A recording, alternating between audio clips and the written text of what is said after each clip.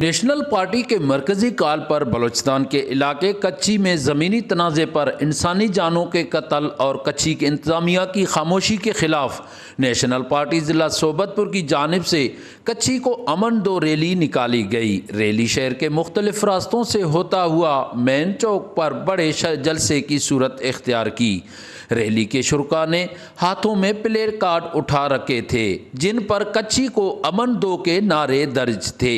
Rally سے خطاب کرتے ہوئے نیشنل پارٹی کے ضلعی صدر خامد بشکوسہ، مرکزی رہنما عبدالرسول بلوچ، رحمت بلوچ سمیت دیگر نے خطاب کیا کہ کچی کے اندر سال ہر سال گٹ رہا ہوا ان کے لسانی بنیادن تے قومیت کے بنیادن تے وڑھائے ونے تو اساں انہی کے نیشنل پارٹی پلیٹ فارم تے کنڈم کیوں تھا کہ اج کو وٹھی 100 سالن کھوں دروہی بروچ جاموڑ سب بھائر ہویا اگر ان کے چھوٹو وڑھائے ونے تو یہ ریاستی حرام پائیا۔ بلوچستان کے ضلع کچی میں آگ کی ہولی کھیلا جا رہا ہے۔ دو برادر اقوام کو لڑا کر امن کو تباہ کیا جا رہا ہے۔ اتنا بڑا کوئی ایشو ہے نہیں کہ دونوں اطراف سے ہزاروں کی تعداد میں لوگ مسلح ہو کے چوکس بیٹھے ہوئے ہیں۔